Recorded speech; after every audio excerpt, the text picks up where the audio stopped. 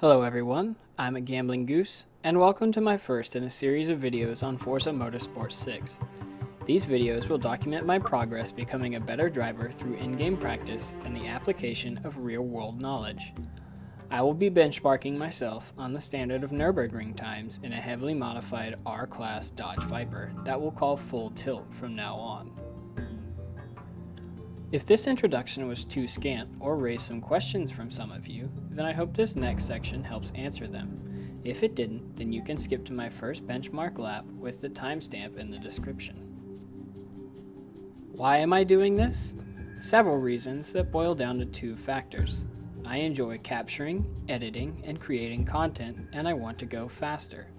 I want to develop better driving habits like following fast lines, more controlled cornering, better overtaking, and the like, and I want to graduate from the casual tier of late breakers and rammers to finish races quickly and cleanly. And lastly, I want to document my progress so that I may learn from others as well. Why did I choose the R-Class? The R-Class to me represents the highest performance that most conventional cars can attain before being radically designed race-only machines with no road-going purpose. Unsurprisingly then, it is my favorite class in Forza, featuring most GT2, GT3, and GT4 cars. Now, the question that may have a few veterans scratching their heads. Surely you know that there are better cars for this than a Viper, right? And while that may be true, the Viper is an iconic car to me, and the real-life absurdity of a twin-turbo, all-wheel drive V10 Viper appeals to me a great deal. Also, I'm doing this test with no assists. The all-wheel drive combined with the aerodynamic upgrades and tuning offers a great deal of drivability given the nearly 1,000 horsepower output of the car. Before we get started, I want to go through my initial tune for full tilt.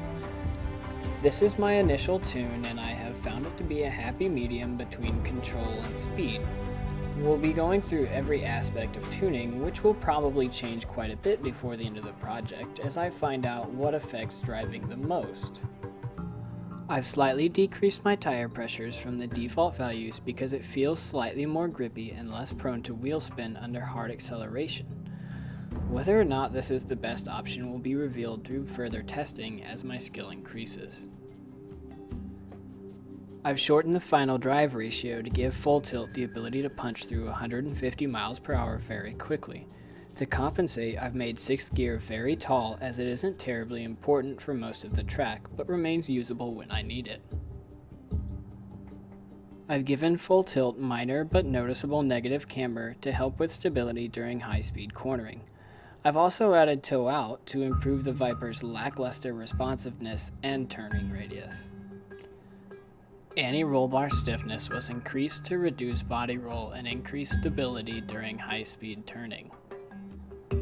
Springs were stiffened once again to reduce body roll and increase stability, while ride height was lowered to lower the center of gravity and increase the handling of the car. Downforce in both the front and the back was increased quite a bit as you need a hefty amount of it to maintain stability in the car at high speeds. The values under damping and differential were left at default or pretty close, so we'll leave those out for now. Without any further ado, let's get to my first benchmark lap around the ring. Here's your headphone warning.